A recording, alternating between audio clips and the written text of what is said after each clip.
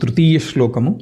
వాక్యార్థశ్చ విచార్యతాం శృతిశిరః పక్ష సమాశ్రీయతాం దుస్తర్కాత్ సువిరమ్యతాం శృతిమతస్తర్కోనుసంధీయతాం బ్రహ్మైవాస్మి విభావ్యతాం అహరహర్గర్వ పరిత్యజ్యతాం దేహేహమ్మతి రుజ్యతాం బుధజనై వాద పరిత్యజ్యతాం.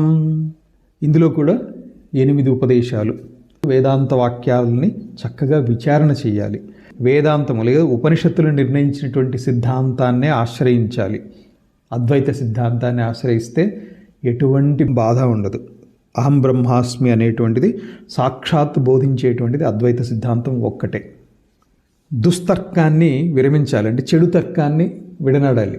తర్కము అని అంటే యుక్తితోటి ఇది ఇలా ఎందుకు అది అలా ఎందుకు అని యుక్తితోటి ప్రశ్నించడం. అక్కడ యుక్తి కాదు కావాల్సింది, అనుభవం కావాలి. బ్రహ్మమును అనుభవించాలి. అది సాధన ద్వారానే సాధ్యమవుతుంది, విచారణ ద్వారానే సాధ్యమవుతుంది అది. అందుకని దుస్తర్కాన్ని వదిలేయాలి, వేద సమ్మతమైనటువంటి తర్కాన్ని అనుసరించాలి. వేదంలో కొన్ని ప్రక్రియలు చెప్పారు, కొన్ని యుక్తులు చెప్పారు. ఆ యుక్తులను అనుసరించితే వేదాంతాన్ని అవగాహనలోకి అనుభూతిలోకి తెచ్చుకోవచ్చు.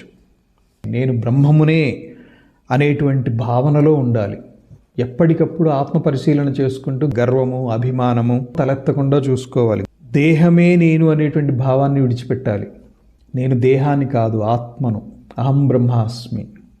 అలాగే ఇంకొక ముఖ్యమైనటువంటి ఉపదేశం 8వది, వాదము చేయొద్దు. శాస్త్రవాదాలు శాస్త్ర చర్చలు మహాత్ములు చేస్తే చేసుకోనివ్వండి. మనకంటే తెలిసిన వాళ్ళతోటి వాదించటము లేదా అసలు వాదనే అనవసరం. తెలుసుకోవటం కోసం చర్చించటం మంచిదే, కానీ ఖండించటం కోసమో లేకపోతే నాకేదో తెలుసు అని ప్రదర్శించటం కోసమో వాదన చేయకూడదు. ఇది ఇక్కడ చెప్పేది.